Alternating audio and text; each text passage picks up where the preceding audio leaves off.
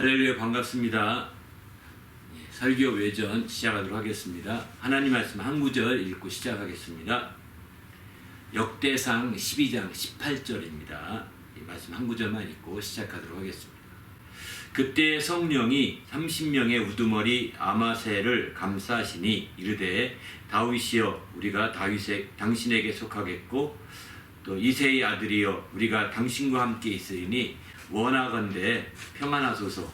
당신도 평안하고 당신을 돕는 자에게도 평안이 있을지니 이는 당신의 하나님이 당신을 도우심이니이다 한지라.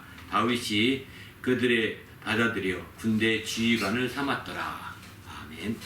오늘은 성령이 이제 아마새를 감싸심, 이런 주제 말씀으로 나누고자 합니다. 그 제목을 성령이 아마새를 감싸심과 다윗과 연관된 말씀이기 때문에 이런 제목의 말씀으로 이제 1부, 2부 설교를 마쳤는데, 설교 마친 후에 외전으로 이제 지금부터 시작하고자 합니다.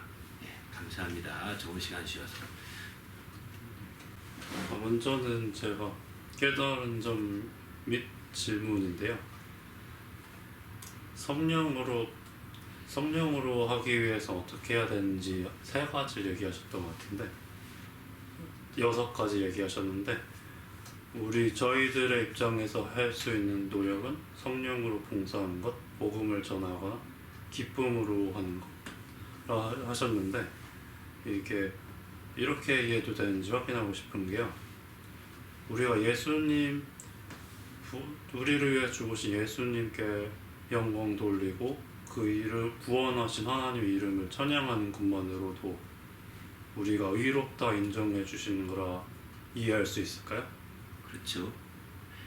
우리가 이제 성령을 따라 행한다는데 우리가 여러 가지 방향을 생각해 보겠지만, 그 중에 이제 제가 제안하고 설교 중에 말씀드렸던 것은 성령을 따라 행하는 방식이 이제 전체는 7가지 정도로 제안했던 것 같아요. 그 중에 앞서서는 이제 하나님이 먼저 성령을 따라 행하는 자들을 베푸신 것들이 3가지가 있고, 또 우리가 어떻게 그러면 성령을 따라 행해야 될지 이 3가지 말씀을 드렸던 것 같고, 결론적으로는 이제 성령으로 기뻐하셨다, 예수님이 하셨던 것처럼 우리도 성령으로 얼마나 깊이 있게 성령을 따라 행하느냐, 우리의 감정까지도 성령으로 따라 행하는 것이 굉장히 중요하다라고 하는 것을 말씀드렸던 것 같아요. 그 중에 잠깐만 언급해 드리면, 성령으로 이제 먼저 하나님께서 베풀어 주시는 것들은 뭐냐면, 성령으로 이제 하나님의 사랑을 부어주신다고 했고요. 2번째는 성령으로 하나님의 깊은 것까지 통달하도록 깨닫게 이렇게 해주신다고 이렇게 말씀드렸거든요. 또 한 가지는 성령으로 하나님께서 우리 속사람을 강건하게 한다 이렇게 말씀드렸는데, 그런 말씀을 드렸고, 또 이제 그런 반면에 우리가 그러면 성령으로 행해야 되는데 무엇을 구체적으로 행하느냐, 그거에 대해서는 3가지 말씀드렸죠. 성령으로 기도하라, 또 성령으로 봉사하라, 또 성령으로 이제 복음을 전파하라, 또 다시 말해서 성령으로 부탁한 아름다운 것을 지키라. 이 3가지를 말씀드렸던 것 같아요. 그래서 그런 것들이 이제 마침내 우리가 성령을 따르는 그런 방법이라고 그럴까요? 따르는 어떤 그런 수단이라고 그럴까요? 이렇게 생각할 수 있는 거죠. 그래서 궁극적으로는 이렇게 성령을 따르게 되면, 성령을 따라 행하게 되면 성령으로 말미암아 우리의 감정 생활까지도 이렇게 더 풍성하게 된다고 하는 것을 말씀드린 거죠. 예수님께서 이처럼 성령을 따라 행하신 대표적인 분이 예수님이라고 볼 수 있잖아요. 근데 그분이 어떻게까지 하셨냐? 성령으로 말미암아 기뻐하셨다 그랬거든요. 성령으로 기뻐하셨다는 것은 바로 이처럼 성령으로 그 감정 생활이 풍성하게 생활했다는 거예요. 그냥 형식적으로 막 생활한 것이 아니라 그의 감정이 아주 풍성하고 또 만족스럽고 행복하게 살았다는 거거든요. 기쁘다는 것은 단순하게 낭만적으로 기쁘다 이런 개념이 아니라 행복하게, 또 만족하게, 즐겁게 이렇게 그분의 공생애를 이뤘다는 거죠. 성령으로 이렇게 따를 때 그게 가능했다는 것을 보여주는 거죠. 그런 부분에서 볼 때 우리가 하나님 말씀을 통해서 새롭게 되는 것 같습니다. 반면에 의롭다함을 얻는다는 부분에 대해서는 또 조금 뒤에 더 추가로 설명드려야 될 것 같습니다. 이런 부분에서만 우리가 이해하면 성령을 따라 행하는 게 굉장히 중요한 것이 아닌가 이런 생각이 듭니다. 그게 우리 그리스도인들의 아주 본질적인 삶이거든요. 한마디만 더 언급한다면 그래서 우리 신앙은 독립이 아니라는 겁니다. 우리가 세상은 독립을 강조하잖아요. 다 사회도 막 개인 독립 다 독립해야 돼. 얼마나 강조하는지 몰라요. 그러나 신앙은 죄송합니다만 독립을 강조하면 안 됩니다. 따라하는 겁니다. 이해되시겠어요? 하나님을 의존하는 삶이기 때문입니다. 저희들이 하나님 독립을 잘못 오해하면 하나님으로부터도 독립하려고 한다니까요. 하나님으로부터 독립한다는 거 뭐를 의미할까요? 하나님 없이 살려고 하는 거거든요. 이게 죄악이요. 이게 멸망의 길이잖아요. 비신앙의 길이잖아요. 그러니까 세상이 강조하는 방식을 오해해서는 안 됩니다. 우리는 세상에 있을 때 부모님으로부터 독립하고 분가하고 하는 건 당연한 거고 그런 준비하라고 우리가 세상에서 가르치는 거지 신앙에서 우리가 하나님 없이 살려고 한 건 아닌데 이게 악용되고 있습니다. 이게 악용돼서 아주 억지로 적용시키는 거죠. 당신 그렇게 신앙생활해서는 독립생활 못합니다. 마치 거창하게 말하는 사람이 있거든요. 그렇지 않습니까? 주위에 그걸 마치 사상같이 그걸 마치 철학같이 얘기하는데 바보입니다.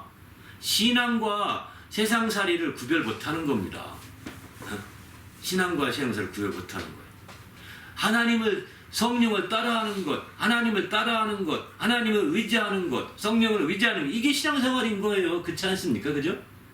그런데 하나님으로부터 독립하고 성령을 따라하지 않고 독립하고 그러면 무슨 신앙이 안 하죠. 할 필요가 없는 거잖아요.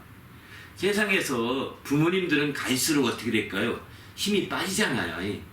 재물도 떨어지고 육신의 도울림도 떨어지고 그렇기 때문에 미리미리 부모님으로부터 독립 생각을 해야 된다. 사실 그래서 미리미리 독립하라고 얘기하거든요. 부모님들은 한없이 자식 끼고 살고 싶은 마음이 있거든요. 그런데 부모님은 자녀들을 돕는데 지극히 한계가 있습니다. 그래서 독립 준비해야 된다. 다 독립해야 된다고 아르바이트도 하고 다 해야 된다. 당연한 거예요. 그 신앙은 아닙니다. 그것을 그대로 신앙에 적용하면 큰 혼란에 빠집니다. 하나님은 힘이 약해지는 분이 아니십니다. 하나님은 우리가 50년 지나도 도울 만한 힘이 없는 분이 아니십니다. 그분은 전능하신 분이고 영원하신 분이십니다. 그분은 창조주이십니다. 없는 것을 있는 것 같이 부르시고 없는 것도 도우시는 그런 분이시거든요. 그런 분 앞에 독립운운하는 것은요. 진짜 이거는 하나는 알고 둘은 모르는 거잖아요. 그런 심각한 사람들이 잘못 적용해서 움직여가는 사람들 보면서 안타까워서 제가 정말 말씀을 드리는 거예요. 우리의 신앙은 그래서 성령으로 사는 것이다. 성령을 따라하는 것이다. 라고 강조하는 것도 바로 여기에 있는 거죠. 정말 그런 차원에서 우리가 우리의 중심을 잡아야 되겠다 생각이 듭니다. 할렐루야. 오늘 설교하실 때도 두세 파트 정도가 나눠진 것 같았는데 한번 간략하게 다시 짚어주실 수 있을까요? 처음에는 이제 설교할 때 성령, 저는 항상 거의 두세 파트로 보통 제 설교는 나눠서 이해하면 좋을 것 같습니다. 그것도 비하인드 스토리인데, 이게 설교 패턴을 알면 설교가 툭툭 들어올 수가 있거든요. 그 패턴이 어떻게 되냐면 제 설교는 먼저 그리스도인이 누구누구이다. 우리의 정체성을 깨우쳐주고 싶어서 그리스도인에 대해서 얘기를 합니다. 오늘은 이제 그리스도인에 대해서 얘기할 때는 우리 그리스도인들은 성령으로 사는 자들이다. 이것은 곧 성령을 따라 행하는 자들이다. 이렇게 말씀을 드렸습니다. 그 부분을 설명하려고 아마 3분의 1은 또 했을 것 같아요. 그 부분을. 그리고 나서 그 부분을 이제 본문 내용과 연결시키는 거거든요. 저는 이제 본문 내용을 가지고 3분의 2 이상을 하는데 이제 3분의 1 정도는 본문 내용을 설명하기 가장 좋은 크리스찬의 정체성이 뭘까? 이것을 꼭 좀 알려주고 싶습니다. 왜냐하면 크리스찬들의 정체성을 맨 처음 설교마다 외치고 또 설교에서 맨 처음 언급하는 이유가 뭐냐면 저는 크리스찬으로서의 정체성을 많은 사람이 놓치고 사는 것 같거든요. 크리스찬이 어떤 존재인지를 잘 모르기 때문에 중심을 못 잡는 것 같아서 그것을 중심 잡게 하고 싶은 간절한 마음에서 크리스찬이 어떤 사람인지, 어떤 특성이 있는지, 어떻게 살아야 되는지 이런 것들을 쭉 계속 얘기합니다. 그런 부분에서 크리스찬의 정체성을 키워주고 그것을 가지고서 물론 설교에 준비할 때는 그게 먼저가 아니고요. 본문과 그 주제 내용이 먼저죠. 그리고서 그 주제 내용에 합당하게 설교하기에 가장 좋은 정체성이 무엇일까 이 고민하면서 그걸 설정하는 거예요. 그래서 그리스는 성령으로 사는데 이렇게 하고 왜 뒤에 다 성령이 감싸서 산다고 하는 거니까 같이 연결되겠더라고요. 그래서 그 부분을 설명드렸고요. 3분의 또 그 다음에는 이제 아마세를 성령이 감쌌다고 하는데 그런 성경적인 본문 내용을 먼저 쭉 설명을 많이 드렸습니다.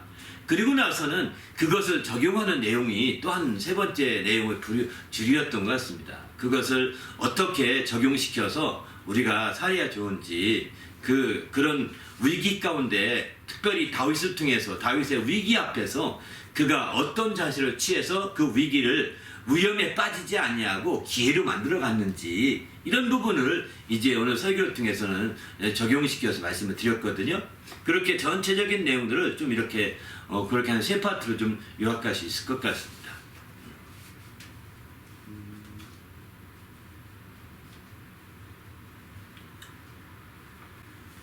또 아마세 말씀을 오늘 읽었는데요. 우리가 자신의 판단 능력으로는 의지해서는 아마세처럼 말하기 어렵다 생각이 들었는데 우리가 판단 가운데 어쩔 때는 판단하는 가운데 성령이 역사하실 수도 있지 않나요? 항상 기도로 확인해야 되나요? 그렇죠. 우리가 생각하는 것이 어디에 중심냐에 따라서 생각이 그쪽으로 치우쳐가는 경향이 있는 것 같아요. 생각을 따라서 그 생각에 의해서 판단을 이제 어느 쪽으로 A냐 B냐 판단을 내리게 되는데 이때 그 판단을 내리게 유도하는 게 생각이거든요. 우리의 생각인데 그 생각을 성경은 성령께서 생각나게 하신다, 기억나게 하신다 이런 표현을 하시거든요. 성령이 생각나게 하시고 기억나기도 할 수 있지만 우리가 그렇지 않으면 육신의 소욕대로 생각나게 해도 되고 육신의 소욕대로 기억이 날 수도 있거든요.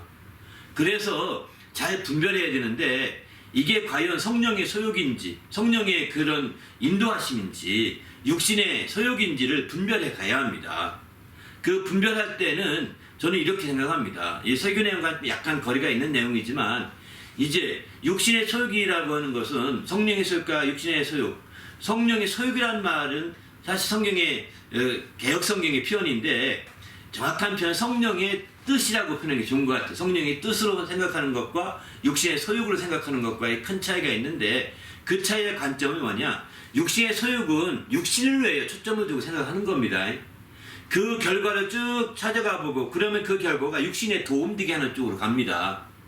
근데 성령의 그 뜻을 따라 생각하는 내용들은요, 생각을 조금만 진전시켜 봐보세요. 혼자 생각하면서 이 생각대로 되면 어디까지 갈까? 어떻게 될까? 이렇게 하면 그 펼쳐지는 일들이 육신의 일보다는 육신에는 조금 어려울 것 같아. 영적인 일 쪽으로 막 펼쳐질 것 같아. 이게 바로 성령이 역사하는 쪽이거든요. 이해되십니까? 육신의 소욕은 육신의 소욕으로 자꾸 끌고 가. 육신의 방식으로 끌고 가고 성령의 소욕은 하나님의 방식으로 자꾸 끌고 가거든요. 근데 하나님의 방식은 육신으로 본다면 사실은 조금 손해보는 것 같이 느끼기 쉽거든요. 일반적으로. 이해되십니까? 그래서 이제 육신의 방식으로 손해보는 것 같이 될 때 이게 바로 하나님의 방식일 가능성이 더 많습니다. 한 예를 들까요? 여기 오늘 아마세가 성령에 감동되어서 다윗에게 왔잖아요. 성령에 감동되어서 성령에 감싸서 다윗에게 왔는데 이 아마세가 그런데 그가 지금 왕은 누구냐면 당시의 왕은 이 다윗은 왕이 아니었습니다. 다음 왕의 후계자로 지정된 자이죠. 왕세자라고 볼 수 있겠죠. 후임자니까. 이렇게 될 수 있는데 반면에 왕은 사울왕이에요. 사울왕은 자기 아들도 있어요. 자기 아들 요나베 이름이 하가 안 나네. 요나단 자기 아들도 있단 말이에요. 근데 아들을 세워야 되는데 아들도 안 세우고 지금 얘가 기름 부었다는 얘기를 들었어요. 다윗이 하는 사무엘이. 그러니까 얼마나 뿔나게 화나겠어요. 그러니까 그를 죽이려고 하는 거예요. 근데 요나단은 다윗 편이에요. 친구가 돼가지고. 아닙니다. 전 부족합니다. 얘를 세워야 합니다. 그렇게 하는 과정이었거든요. 그러니까 사울왕이 다윗을 죽이려고 막 칼을 던졌어요. 창을. 근데 창이 슬쩍 피하는 바람에 벽에 찍히고 말았다고요. 그리고서는 사울왕이 날 죽이려고 하는 걸 알고 도망가기 시작합니다. 지금 도망가서 지금 요새에 숨은 상태예요.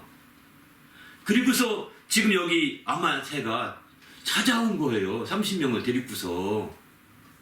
아마새 그거 모르겠어요. 상황을 잘 알잖아요. 그런데 지금 왕권을 가진 것은 왕이고, 지금 내가 왕의 편을 안 들고 다윗의 편을 든다면 나는 왕의 또 대적자가 되는데, 내가 권력자와 반대에 선다는 것은요, 목숨을 내건 거잖아요. 예? 목숨을 내건 상태인데 지금 어떻게 할 것이냐? 심각한 문제거든요. 그래서 이런 문제 때문에 다 그 아마새는 고민 많았을 겁니다. 그런데 자기 육신에 당장 유익되는 쪽보다는 그렇지 않은 쪽으로 바로 이렇게 방향을 돌릴 수 있어서, 그래서 다윗 편을 들 수 있었던 것은 성령의 이와 같은 감싸심, 성령의 인도하심이 있었기 때문이 아니겠는가, 이런 생각이 드는 거죠. 그래도 우리가 판단할 때, 그래서 내가 판단하는 것이 육신에 속한 판단인지 하나님께 속한 판단인지 분별하려면 어느 게 당장의 유익이 되는지 이걸 계산해 보세요. 어느 게 장기적인 유익이 되는지, 이런 두 가지 계산하셔야 됩니다.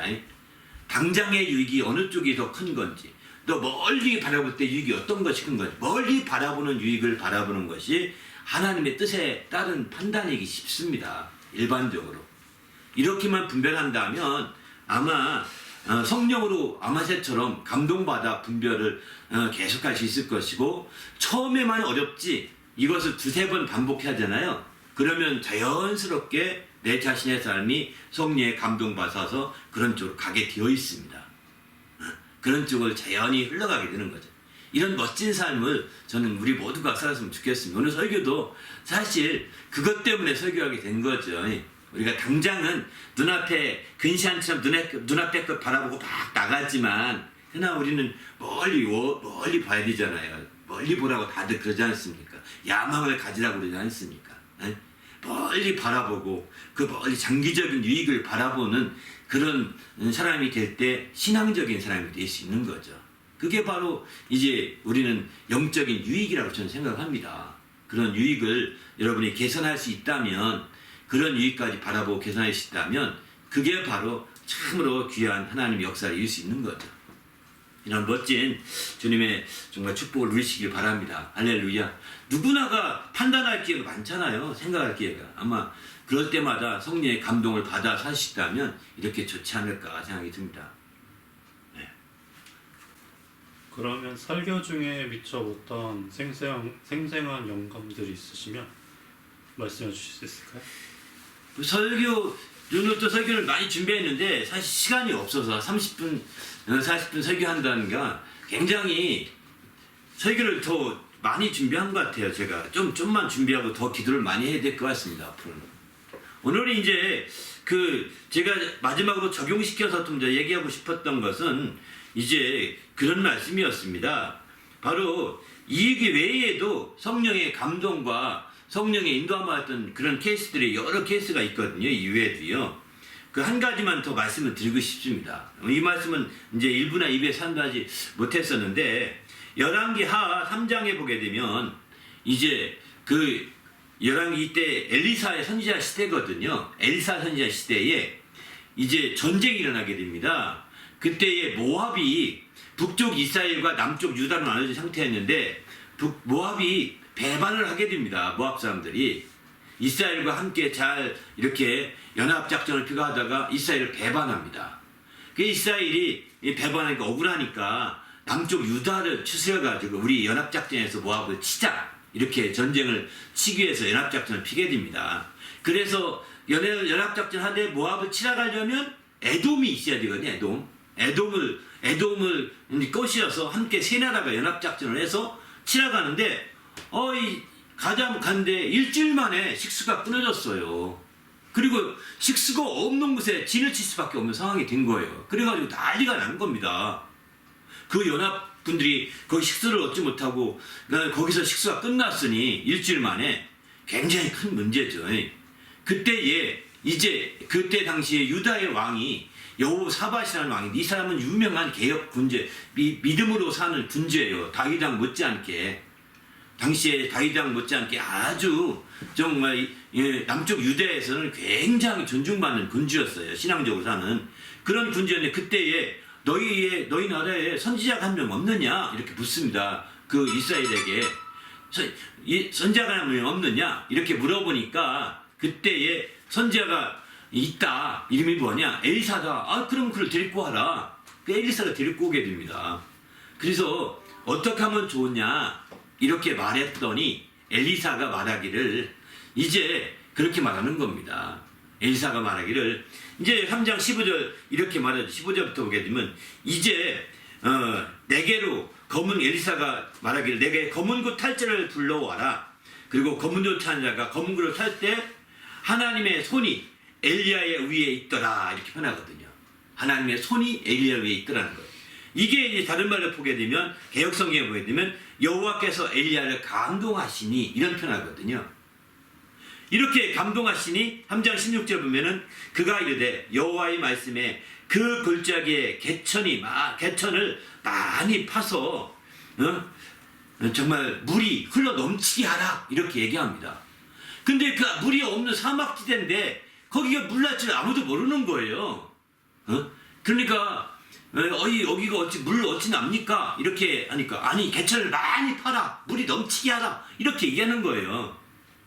그래서 엘리사의 말을 듣고 물을 막 파죠. 개천을 파서 막 샘을 많이 파서 막 샘이 컬컬 넘치니까 물이 막 흘러 넘치지 않겠습니까?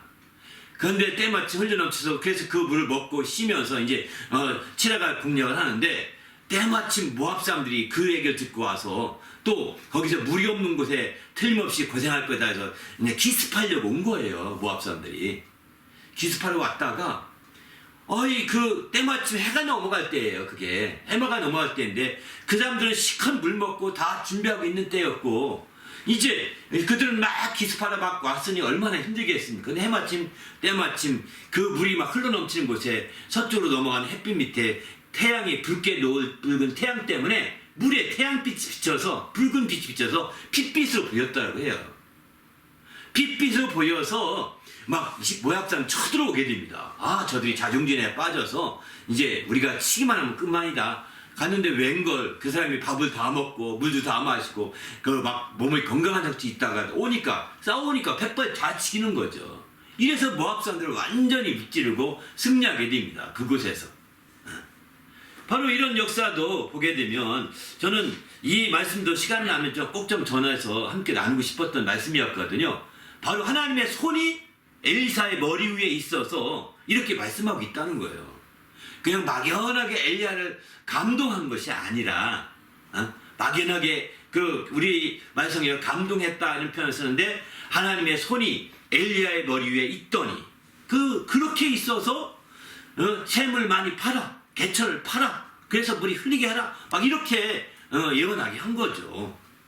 바로 그렇게 해서 마침내 전쟁에 승리하는 거 보면, 이제 오늘 아마색을 성령이 감동하시고 특별히 이렇게 성령의 옷을 입혀서 그를 감싸서 역사한 것처럼 똑같은 역사가 바로 나타난 것이 아니겠는가. 똑같은 구약인데 성령이라는 단어는 안 나타나지만, 이것도 하나님의 감동, 하나님의 손의 역사라고 하는 걸 본다면 같은 한 성령의 역사가 아니겠는가 이런 생각이 듭니다. 이렇게도 승리할 수 있다는 것을 성경은 보여주고 있는 거죠. 단순하게 이렇게 와서 하나님의 그런 말씀 듣고 와서 이렇게 하는 것은 끝난 것이 아니라 이런 생각이 듭니다. 또 제가 오늘 새롭게 이제 배웠던 그 영감이라고 한다면, 사실 오늘 이제 위기에 다윗으로부터 위기 가운데서 지혜를 발휘해야 된다. 다윗의 지혜를 얻어서 위기 가운데서 우리가 기회로 만들어야 된다라고 말씀을 드렸던 것은, 정말 설교 중에 하나님이 정말 깨닫게 해주신 것이었어요, 사실은.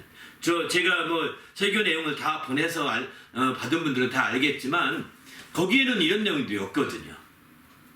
근데 제가 설교 중에 이거구나, 여기서 이 지혜를 얻어야 되는구나, 여기서 이 지혜를 깨달아야 되겠구나 라고 이렇게 생각하게 됐고, 그 말씀이 덕덕 스치려가면서 그 설교를 많이 했던 것 같고, 1부에서는 일부 했고 2부에서는 더 깊이 했던 것 같아요. 2부 설교에서는.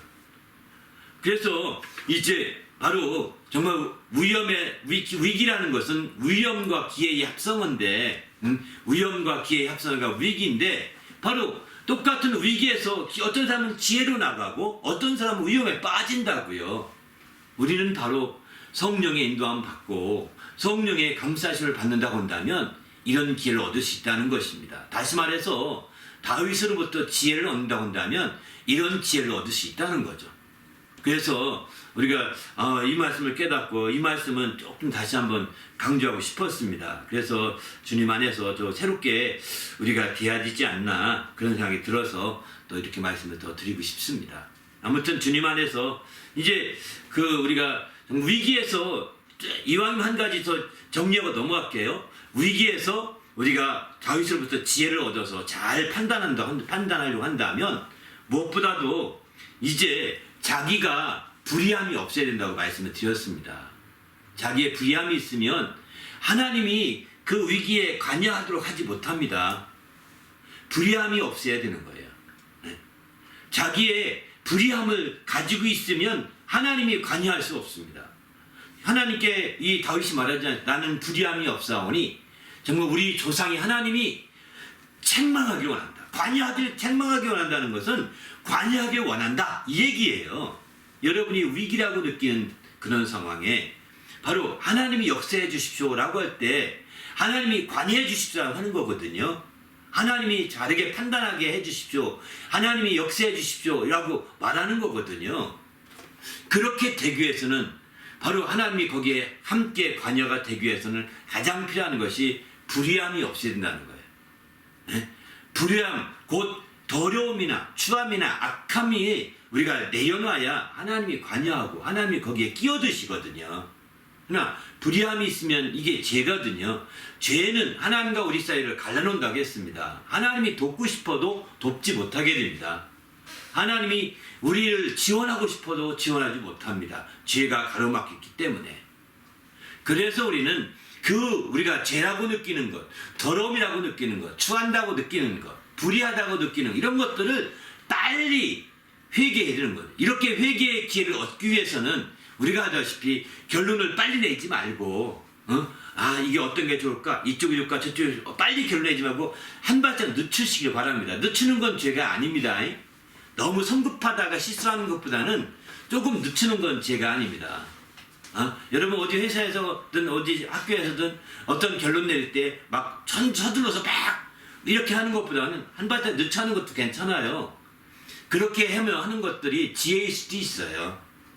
그러면서 틈을 갖는 거고 그 틈에 내 하나님의 도우심을 구하는 거죠. 하나님의 도우심. 그래야 바르게 판단하고 실수함이 없이 이제 바르게 직진해 갈 수 있는 거거든요. 그렇지 않으면 한 번 실수하게 되면 한 번 삥 둘러가게 되는 거예요. 몇 번 이렇게 둘러가잖아요, 인생을. 그러면은 한참 뒤처지게 되는 거예요. 여러분의 둘러간다고 느낄 거예요. 그게 뒤처지는 거거든요. 다른 친구와 동료들과 뒤처졌다고 느낄 때 벌써 난 굉장히 마음에 무겁지 않습니까? 둘러가는 거예요. 이건 뭐냐? 바로 그때에 정말 주 앞에 하나님이 관여하도록 했어야 되는데 하나님이 관여 못했다는 거예요. 관여 못한 이유가 뭘까요? 뭔가 불의함이 있다는 거예요. 불의함 가운데서 관여해 주십시오? 관여 안 합니다. 할 수가 없는 거예요.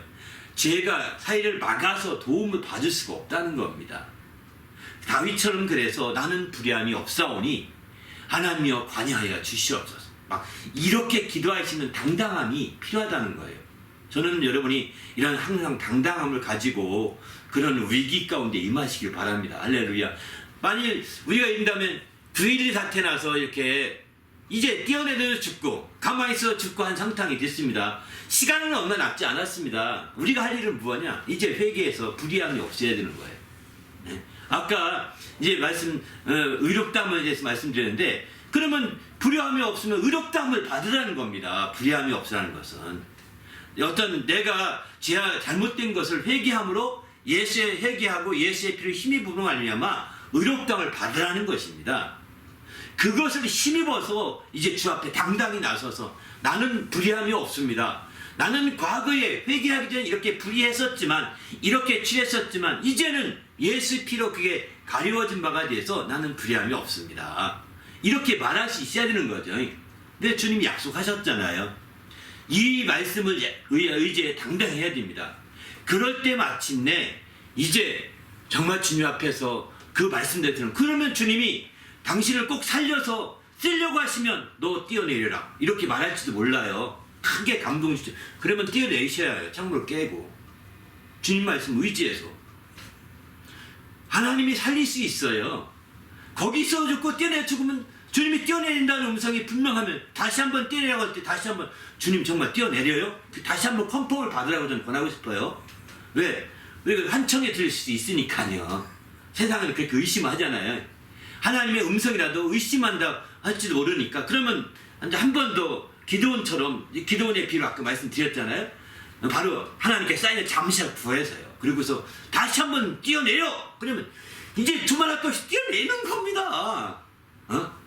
하나님이 뛰어내려면 책임져 주시는 거죠. 얘도 그건 자살이 아닙니다. 무슨 얘기인지 아시겠죠? 자살이 아니에요. 하나님이 뛰어내서 죽게 되도록 자살이 아닙니다. 사람들은 자살이라고 할지는 모르겠습니다. 뛰어내다 죽었구나. 얼마나 이분이 살려고 했으면 뛰어내다 죽었으니 안 됐다. 자살했으면 지옥 갔겠네. 이렇게 말할지도 모르겠어요. 니네 크리스찬이라고 한다면. 아닙니다. 아무도 판단할 수 없어요. 하나님이 음성을 듣고 했을 수 있거든요. 이해되시죠? 그런데 하나님이 왜 그러면 그 사람을 구하지 못했을까? 모르겠어요. 하나님의 뜻에 달려있는 거죠. 하나님의 인도하심이 또 다른 계획이 있을 수 있는 거죠. 그렇지 않습니까? 그래서 우리는 모든 문제를 판단을 쉽게 단선적으로 판단해서 안 된다는 것을 우리가 봐야 될 것 같습니다. 단선적으로 판단하지 마시고 더 넓게 생각해 봐야 되는 거죠. 그러나 10중8구는 저는 살릴 거라고 생각합니다. 왜? 시편에 그런 약속도 되어 있기 때문입니다. 더구나 그 사람이 시편의 약속을 말씀을 붙들고 뛰어내렸다고 한다면 그럴 수가 있는 거죠. 그러나 그런 마귀의 시험 앞에 뛰어내렸다고 한다면 이제 그도 이제 잠시 속은 것은 어쩔지 모르겠지만 하나님이 그를 긍휼히 여기실 거라고 생각합니다. 그의 믿음을 보시고. 이해되시죠? 그런 차원에서 우리는 정말 하나님의 말씀을 진지하게 생각하면서 하나하나 적용하면서 나아갈 필요가 있어요. 굉장히 중요한 얘기 제가 말씀드리는 거예요. 왜냐면 우리가 살다 보면요 별일이 많습니다. 별 위험이 많이 놓여있고 노출되어 있습니다. 우리는 그런 삶을 헤쳐나가는 거거든요. 앞으로 굉장히 헤쳐나갈 텐데 이런 지혜를 발휘할 필요가 있는 거죠. 그런 지혜, 다윗의 지혜라고 볼 수가 있는 거죠. 이런 지혜로 정말 어려움을 잘 뚫고 나가서 정말 하나님 앞에서 잘했다 칭찬받는 그런 성도가 되시기를 부탁드립니다. 할렐루야. 네, 꼭 부탁드립니다. 네. 또 질문 없어요? 그러면 원고 외에도 또 생각나시는 말씀이 있으셨나요? 저는 여기서 제가 이런 질문을 할지도 모르겠다 생각을 들었어요. 그래서 혼자 생각해줬던 한 가지 얘기는 있습니다. 어떤 질문을 할 거냐? 이제 구약에 보통 이제 성령의 인도하심과 이제 성령의 어떤 그 역사하심에 대해서 구약의 성령의 역사와 신약의 성령의 역사가 어떻게 다르냐, 이렇게 이제 구약의 말씀을 가지고 하다 보면 대부분이 떠오르시는 생각이거든요. 신약에는 어떻게 했지? 그러나 저는 크게 그걸 너무 지나치게 이제 그 생각을 하면서 너무 지나치게 막 갈라놓으려고 하지 않으면 좋겠다 이런 생각이 들었습니다. 구약은 어떻고 신약은 어떻고 또 뭐 너무 지나치게 막 이렇게 갈라놓으면 사실은 우리 신앙에 큰 유익이 안 되거든요. 이해되시죠? 그거 이렇게 갈라놓으면요 마치 큰 물고기를 막 회쳐놓는 것과 똑같은 거예요. 당장에는 뭐 이렇게 막 분석하고 갈라놓아서 막 멋있게 보이지만은 크게 우리 영혼에게 큰 유익이 오래 안 되고 지식으로 남는 경우가 있는 거거든요. 그래서 할 수만 있다면 그냥 있는 그대로 받아들이고 그 다음에 종합적으로 우리가 볼 수 있는 눈을 갖는 것이 가장 바람직하다 생각이 들더라고요. 그렇지 않고 디테일하게 막 갈라서 분석하고 이렇게 조각조각 내서 막 1, 2, 3, 4, 5, 6, 7, 8 쫙 정리해주면 얼마나 듣긴 편하지 않습니까? 근데 그것은 지식으로 남아서 내 영혼에게 적용하는 굉장히 어려워지더라고요. 그래서 저는 이제 그렇게 할지도 몰라서 이런 말씀을 꼭 좀 드리고 싶었고요. 더 나가서는 이제 제가 한 가지는 더 생각이 들었어요. 구약과 신약의 원천적인 차이가 있습니다. 구약과 신약, 성령도 말할 것도 없고 모든 것의 차이가 구약과 신약은 구약은 다 부분으로 말하겠다는 점입니다. 그래서 아브라함의 하나님, 이삭의 하나님, 야곱의 하나님이라고 부르잖아요. 하나님은 또 그뿐만 다윗의 하나님, 또 엘리야의 하나님 이렇게 각각 부르거든요. 왜 이렇게 신약에서는 그렇게 안 부르죠? 신약에서 베드로의 하나님 부르신 적 있나요? 또 바울의 하나님 안 부르잖아요, 그죠? 신약에서는 훌륭한 분들이잖아요, 다. 그렇게 안 부르고 물론 천주교에서는 막 그들을 의지해서 기도도 하고 막 그럽니다. 베드로 사도 베드로의 도움을 통하여 뭐 그들을 의지해 기도하고 이렇게 사실 그게 다 구약적인 방식이거든요. 신약에서는 그렇게 신약성경 어디에도 그런 게 안 나오거든요. 그래서 신약에서는 구약적인 방식으로 그렇게 하지 아니하고 부분적으로 하지 아니하고 전체적으로 한다는 게 큰 차이인 것 같습니다. 이거는요 정말 성령에 대해서도 기도에 대해서도 마찬가지고 성령에 대해서도 마찬가지고 모든 것이 마찬가지예요. 구약은 부분이에요. 그래서 여러 부분과 모양으로 나타내신 하나님이었다고 히브리서 1장 1절에 이렇게 표현하죠. 구약은 그렇게 나타냈다. 신약은 그것을 아들로 하나로 나타내셨다 이렇게 표현합니다. 아들로 하나로 나타내셨는데 그게 전체가 되는 거죠. 근데 그 아들로 나타내고 전체로 나타내는데 이게 바로 어떤 거냐, 우리의 중심을 차지하게 만드는 거예요. 그게 전체라고 하니까 뭐 막 혼란스럽게 생각하지만 우리 중심을 차지하면 다 전체를 나타낸 거예요. 이해되시죠? 네? 그러나 이제 구약에서는 우리 중심보다는 표면적인 측면에서 많이 작용하게 되는 거죠. 근데 표면에서는 손을 장악하고 구약의 계명은 그래서 손으로 범죄하면 손을 자르겠지 발자를 한 적이 없거든요. 또 발로 범죄하면 눈으로 범죄하면 눈을 빼라고 했지 손자를 한 적이 없거든요. 신약에서는 어떤 범죄 하나만 주면 다 지옥 간다 이렇게 말하거든요. 왜냐하면 전체로 연결되어 있거든요. 구약은 그것만 자르면 살 수 있습니다. 손만 자르면은요 살 수 있는 그 죄가 많이 있다니까요. 다 부분적이에요. 이런 것들이 구약에. 여러분이 관심이 없어 그렇지 실제 부분적이에요. 신약은 전체적이고 그게 중심에 들어가 있기 때문에 한 부분 자르면 죽게 돼 있습니다. 정말 지옥 가게 돼 있습니다. 이런 식인 거죠. 이 한 부분 자르면 지옥 가게 돼 있다는 것은 팔 자르면 지옥 안 가잖아요. 아시다시피 그죠? 그러니까 바로 한 부분 잘라 지옥 간다는 것은 신약은 전체를 다 영향을 끼친다는 거죠. 그런 차원에서 이제 우리 주님이 오셔서 전체적인 걸 컨트롤하기 위해서 중심에 오신 거죠. 그래서 우리 안에 계신다. 그래서 주님을 우리 안에 거하게 해야 된다. 예수를 영접해야 된다. 이렇게 표현하는 것도 바로 그런 측면, 내 안에 주님으로 모셔야 된다. 이렇게 표현하는 것도 그런 겁니다. 바로 그렇게 해서 구약과 신약에 아주 큰 차이가 있는데 성령도 마찬가지입니다. 성령도 이렇게 큰 차이가 있는 거죠. 바로 구약에서는 부분으로 부분이에요. 그냥 신약에 와서는 전체로 해서 성령이 안에 임재하기까지 하시잖아요. 놀랍지 않습니까? 신약에도 성령이 임재하지 않고도 구약처럼 믿는 사람 많이 있습니다. 그것도 성령으로 믿는 겁니다. 그런데 심지어는 그것이 아니라 성령이 우리 안에 임하셔서 성령 침례받고 성령이 우리 안에 주인으로 성전 삼고 임하시는 사람도 있다는 거예요. 그렇게 되기를 주님은 명령하고 계신 거죠. 그래서 우리는 정말 구약식의 성령으로 사는 방식으로 만족하면 안 되고, 우리는 성령이 내 안에서 내주하시는 거, 성령이 성전 삼고 거하시는 이런 신앙으로 우리가 더 한 단계 점핑해야 되겠다는 생각이 듭니다. 이게 이제 그런 얘기를 더 계속하기 전에 구약시대의 모습을 한번 훑고 넘어가면 그래서 그 얘기를 먼저 하는구나 하는 걸 이해할 것 같습니다. 그러나 어쨌든 올 한 해 성령에 대해서 이해하면서 좀 더 깊이 있게 성령을 알 수 있는 좋은 기회가 될 겁니다. 우리 모두가 이렇게 성령에 인도받아서 정말 많은 결실을 맺을 수 있으리라고 확신합니다. 인도받아 정말 성령으로 살고 성령으로 행함으로 많은 결실을 이루는 그런 귀한 우리 모두가 됐으면 좋겠습니다. 할렐루야.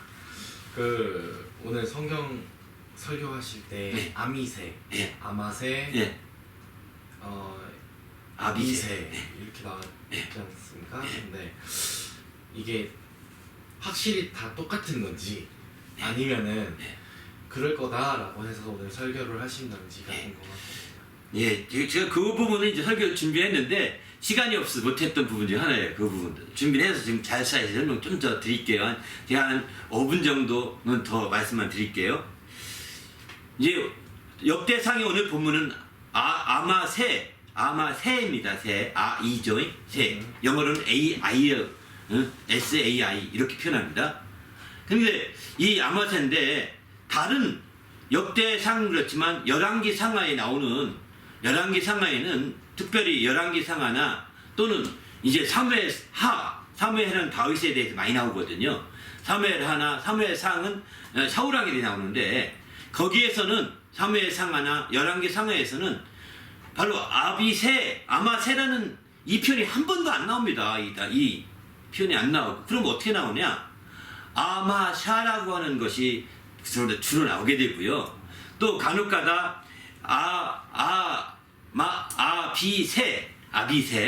아비세라는 표현이 몇 번 나오게 됩니다. 근데 아비세라는 표현을 나오는데 이 아비세라는 표현은 이제 그 전체적으로 같이 연결시켜 보면은 아마세와 연결이 안 되는 것 같습니다.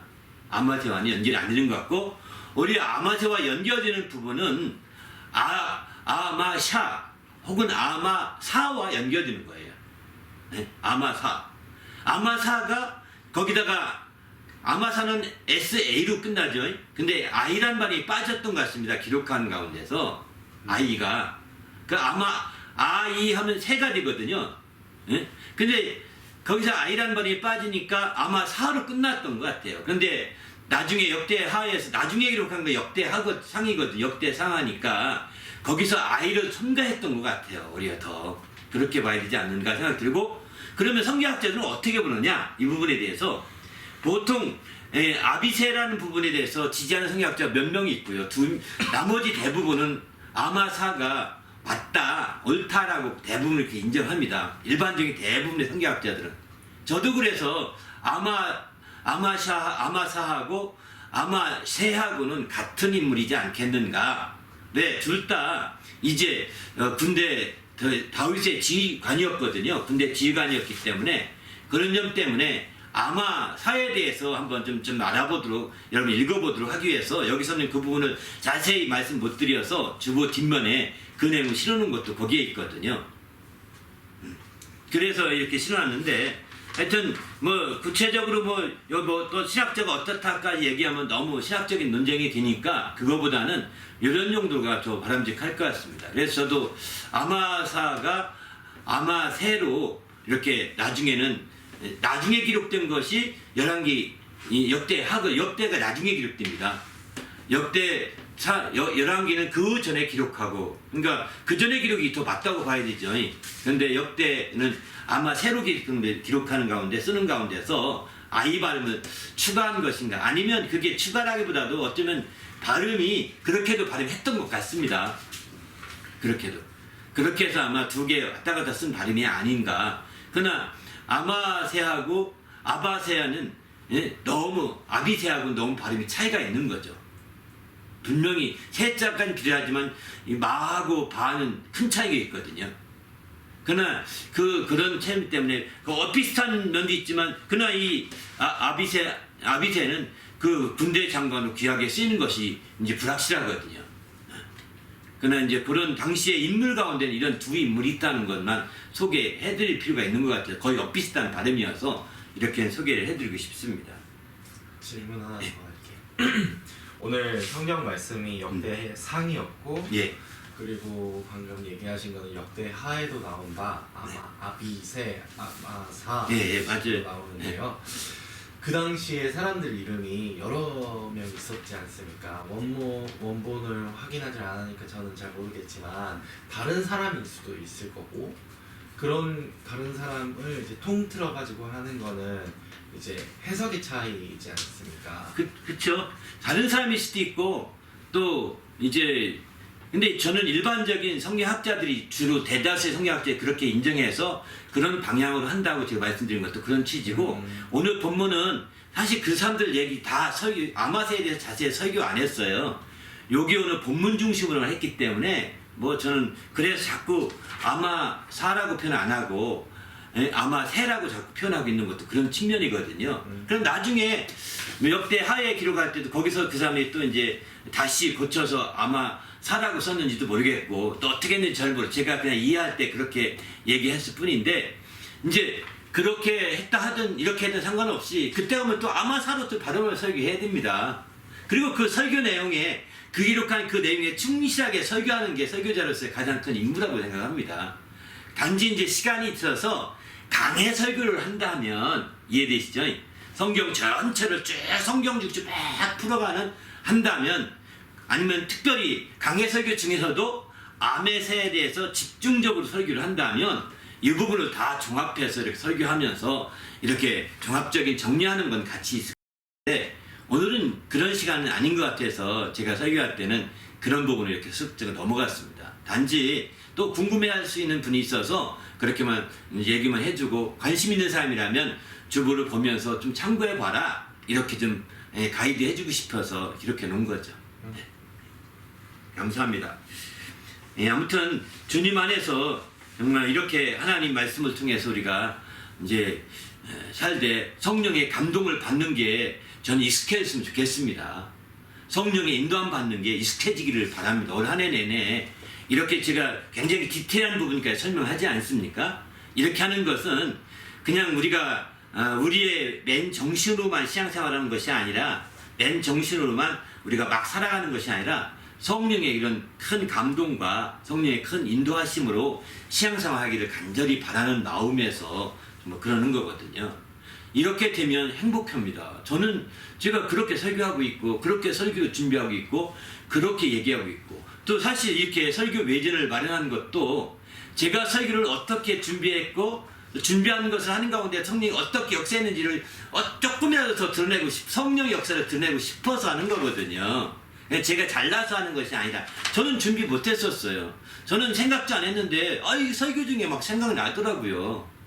오늘 또 양털의 그 문제도 전혀 설교 준비 이게 2주 내에 준비했는데 그 생각이 전혀 안 났거든요. 근데 오늘 설교 중에 양털 기도원에 대한 얘기가 바짝 떠오르면서 그래서 나 설교 다 1부에 설교 끝나고 올라가서 사사기 말씀 찾아봤다니까요. 다시 보고 2부에서는 정확하게 설명하게 된 거죠.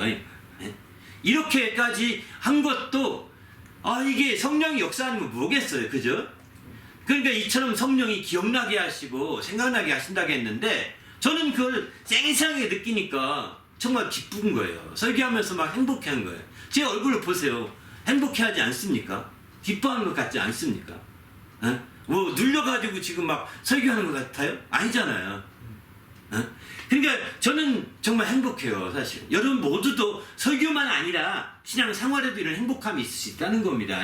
성령의 인도함 받으면 성령의 감사하심을 받아서 살 수만 있다면 정말 이런 행복한 신앙생활이 될 수 있도록 정말 할 수만 있으면 더 디테일하게 제가 아는 대로 제가 경험한 대로 가이드해 주고 싶고 특별히 설교 예전을 많이 들으시면 그런 것들을 더 지혜를 얻을 것입니다. 근데 한 가지 결론이 있습니다. 제 말이 정답은 아닐 수 있습니다. 참고할 얘기일 뿐인 것입니다. 정답은 성경입니다. 성경을 초월하여서 저희 말에 목매달 필요는 없습니다. 성경이 아니라고 한다면 과감히 아니라고 생각하고 또 돌아서도 됩니다. 그러나 저는 할 수만 있다면 성경을 더 읽고 더 읽어 성경대로만 하려고 하니까 여러분이 성경이 아니라고 한다면 그 다음날 좋으니까 신문 가지고 와서 또 이렇게 자꾸 토론할 수 있다면 최고 좋고 여기서 그런 토론하려고 하는 거거든요. 저도 모르는 게 있습니다. 저도 모른다고 말할 날이 반드시 있을 것입니다. 그때에 이제 함께 풀어가고 또 성령의 인도 받는다면 얼마나 좋겠습니까? 그런 멋진 설교회전을 함께 만들어갔으면 좋겠습니다. 할렐루야. 함께 기도하고 마치겠습니다.